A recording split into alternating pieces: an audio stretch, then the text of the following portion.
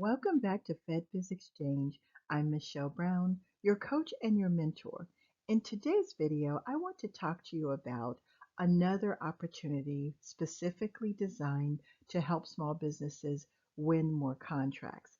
It is called SAP, Simplified Acquisition Procedures. These are contracts between 30,000 and 250,000. Contracting officers do not have to go through a full long process. They can actually award these contracts within a week to less than 30 days. So let's get into it.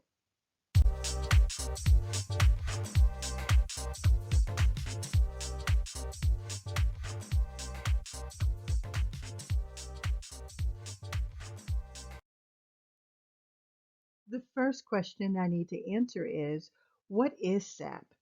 Well, SAP applies to any contracts that are in between $10,000 and $250,000.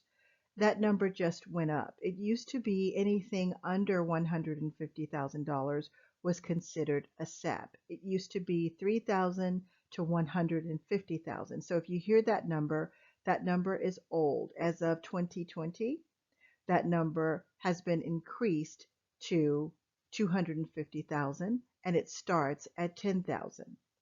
Secondly, we need to discuss the fact that the procurement process, when you go through FBO.gov or FedConnect or even DIBS, it could take up to 60 to 120 days before a contract becomes an actual document, an actual agreement between a small business and a government contracting officer representing an agency.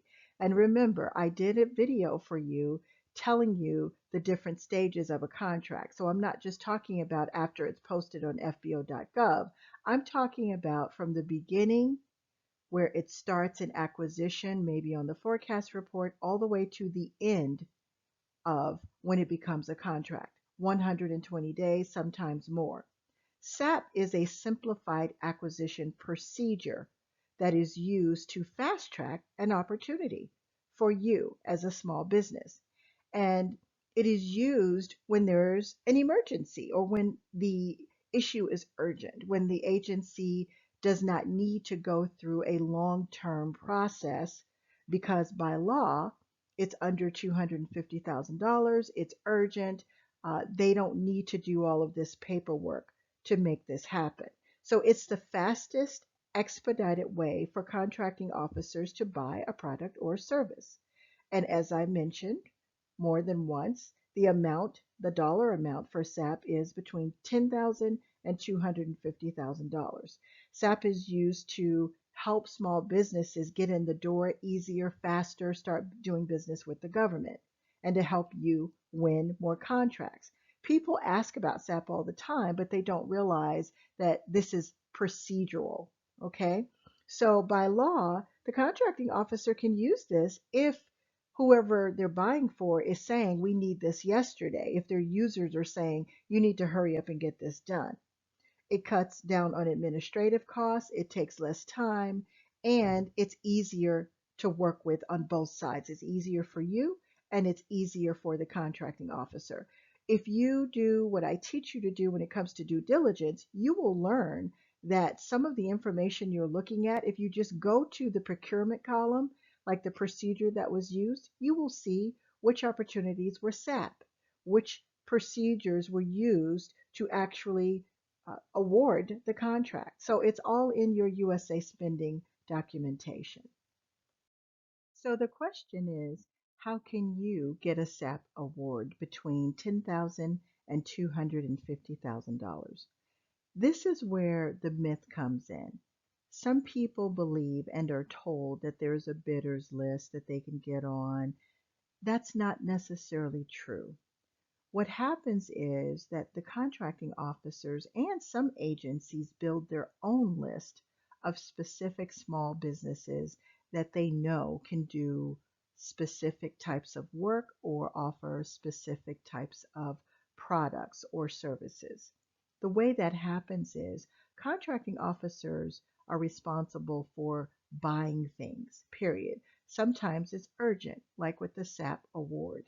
So when it's urgent, they don't have time to go through the process of the 60 days all the way through the 120 days. So by law, they can do a SAP award. They can create a list of businesses that they've worked with in the past or that did not win a contract or that they know for a fact may offer the services that they need.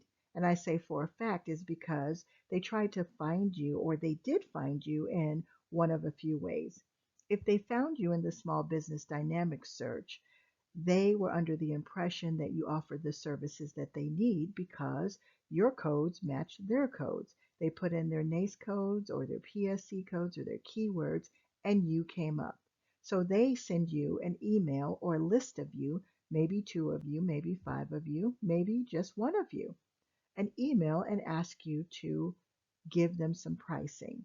When that happens, you need to immediately respond and show interest and get them that pricing. You could be the only person or the only company that responds.